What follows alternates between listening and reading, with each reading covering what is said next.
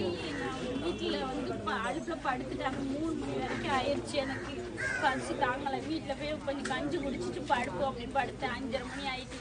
தகவல் வந்துச்சு 6 மணிக்கு ஸ்டேஷனில்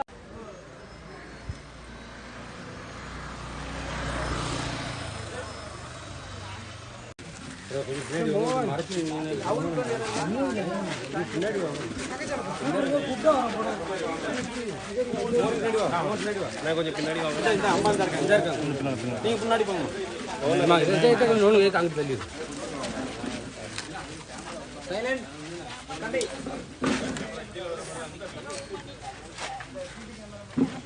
மோன கொஞ்சம் பின்னாடி வந்து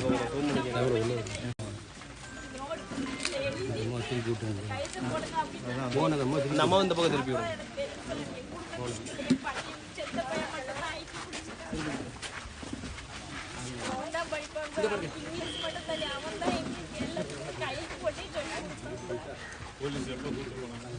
இருந்து 5 மணிக்கு இப்படி வேலைக்கு போனோம். ஆமா, அதுக்கப்புறம் எந்த டைம் நான் போன் அடிக்க எடுக்கவே மாட்டேங்கான்.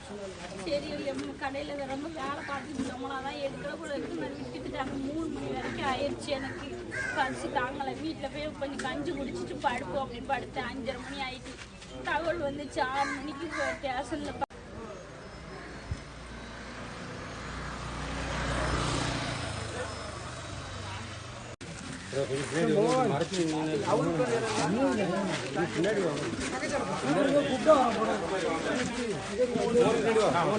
கொஞ்சம் பின்னாடி வாங்க. அம்மா இருக்காங்க, நீங்க பின்னாடி போங்க. அங்கே தள்ளி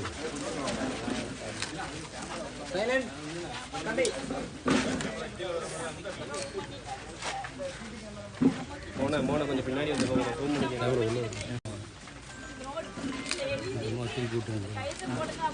வந்து நம்ம இந்த பக்கம் திருப்பி வரும்.